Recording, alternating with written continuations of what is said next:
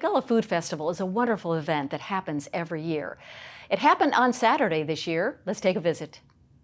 Okay, I'm Louise Cohen. I am the founder and director of the Gullah Museum, and we are Hilton Head Island Authentic Gullah Geechee Cultural Heritage Educational Center and Site, and we are all that, okay?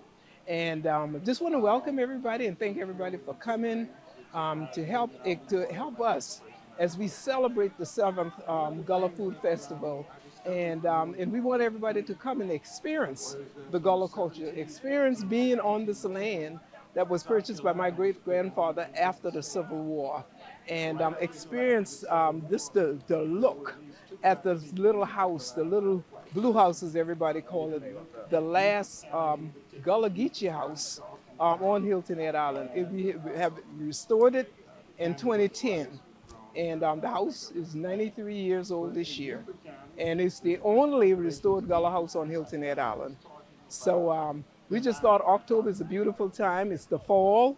And the fall is usually when the crops are harvested and people are making preparation for the winter season. So we just thought it'd just be a good idea for us to come together, cook some of those foods, have people taste them, have the people out here with various preserves, for everybody to see what the berries taste like when it's preserved and it becomes jelly. And sometimes you buy these things out of the store, but it's just such a blessing to actually come to see it, happening right before your eyes in real life. And you have the people who did it that you can really ask them questions about it. So what a super time to get together.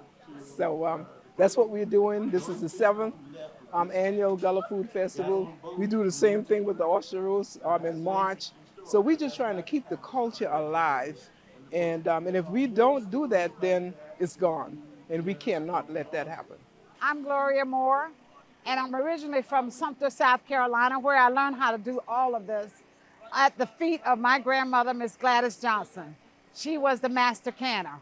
And so I'm the only grandchild that took to canning and love it. It's like a passion of mine. And I don't only can it, but I go out and I pick a lot of this. And what I don't pick, I get from local farmers. And it's, like I said, it's a passion because I do have a 40-hour-a-week job, but this is my passion. I love it, and I'll probably continue to do it. I'm trying to teach my granddaughter, who is now 8, and she likes it, so we're trying to train her.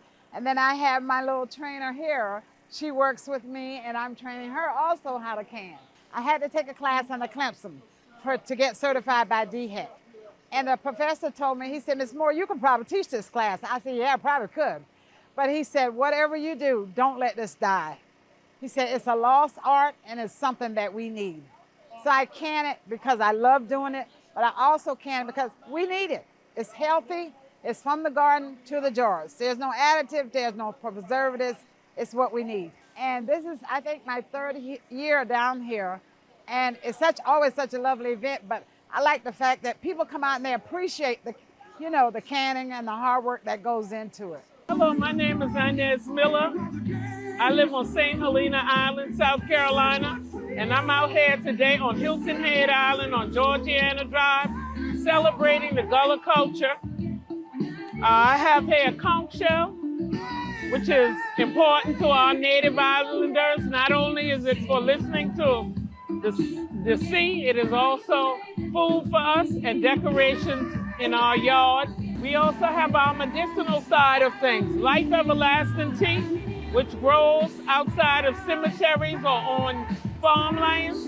Life Everlasting Tea is medicinal. It helps with any type of body ailments. If you feel you're coming down with something, it's what we drink. It's what the ancestors gave us. It used to be called rabbit tobacco. And people are now giving it to their babies and young children for healing purposes. This is all we had back then, was things like Life Everlasting, sassafras root, pine cone, pine needles to boil and make ourselves well. And I also have a GoFundMe on Facebook trying to save my dad's property on St. Helena Island, South Carolina. One thing about our culture is preserving the land that we live on so that we can have events like this and come together with each other and celebrate our culture. Our culture is deep and rich in history. In just a moment, we'll have a sports update with Justin Jarrett.